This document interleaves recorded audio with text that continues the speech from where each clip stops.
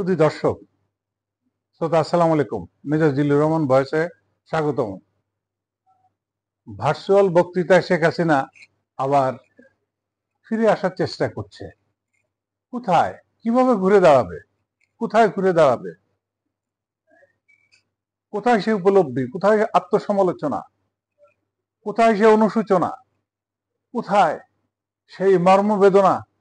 এতগুলা নিরীহ জীবন চলে গেল, এত মানুষ গুম হলো, খুন হলো, কই কোনো অনুশোচনা দূরের কথা, অপরাধ বোধই কাজ করছে না। দেশের মানুষ কি এতই অন্ধ হয়ে গেছে? দেশের মানুষকে বুঝতে হবে, নতুন প্রজন্মকে বুঝতে হবে। তা নাহলে কি করে, কোথায়, কিভাবে ঘুরে দাঁড়াবে, কাকে নিয়ে ঘুরে দাঁড়াবে? ঘুরে দাঁড়ার কিছু নাই। বর্তমানে যে অবস্থা রয়েছে, দেশের মানুষ সৎ দক্ষ মানুষের সুশাসন চায়। বিগত দিনে যা হয়েছে, বিলিয়ন বিলিয়ন ডলার প্রতি বছরে এই শেখ হাসিনা, তার পরিবার, তার বোন, তার সন্তান এদেশ থেকে পাচার করে দিয়েছে, এদেশের মানুষকে অত্যাচার করেছে।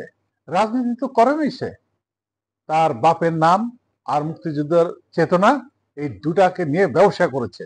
সে রাজনীতি যদি করতো তাহলে রাজনীতিবিদরা আজ সামনে এসে কথা বলতে বলো।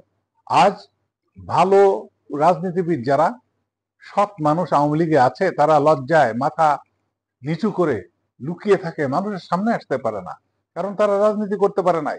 শেখ হাসিনা নির্ভর করেছিল পুলিশের উপরে, প্রশাসনের উপরে, আর তার দলীয় কিছু গুন্ডার উপরে। এভাবে তো রাজনীতি হতে পারে না। 71 সাল থেকে এই পর্যন্ত ঠিক একইভাবে তার না আছে কোনো প্রজ্ঞা রাজনীতিক, না আছে কোনো দূরদর্শী চিন্তা, শুধু আছে কিভাবে ক্ষমতায় থাকবো। সেই ক্ষমতায় থাকার জন্য এদেশের মানুষের উপরে নিপীড়ন অত্যাচার করেছে। ইদানিংকালে ঠিক তার মতোই ওই আসাদের একই অবস্থা হয়েছে সিরিয়ায়। দেখুন, 71 সাল থেকে তার পরিবার যেভাবে রাজনীতি করে আসছে, মানুষের উপরে জুলুম করে আর মূর্তির পূজা করেছে, ঠিক শেখ হাসিনা তাই করেছে। কি করেছিল? তার পিতার ছবি, তার ছবি সমস্ত অফিস আদালতে মাথার উপরে টানাতে হবে, সব কোর্টের কাঁধের উপরে চাপাই দিয়ে আইন করেছিল। এমনকি বক্তৃতা শেষে জয় বাংলা, জয় বঙ্গবন্ধু, সেই জয় বাংলা স্লোগানও আইন করে মানুষকে বাধ্য করা হয়েছিল বক্তৃতা শেষে কথা বলার জন্য। ব্যবসা প্রতিষ্ঠান পর্যন্ত তাও লাগাতে হয়েছে।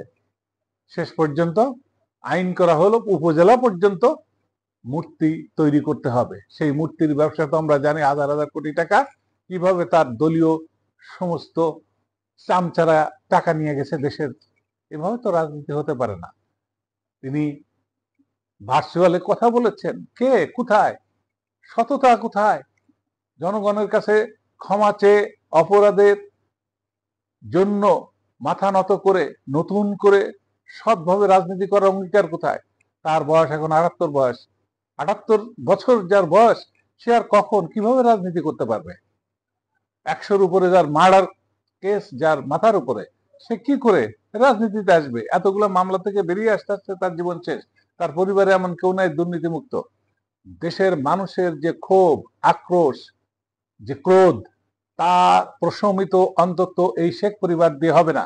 নতুন কাউকে যদি ঘুরে দাঁড়াতে হয়, তাহলে সর্বপ্রথম মানুষের ব্যথা বুঝতে হবে।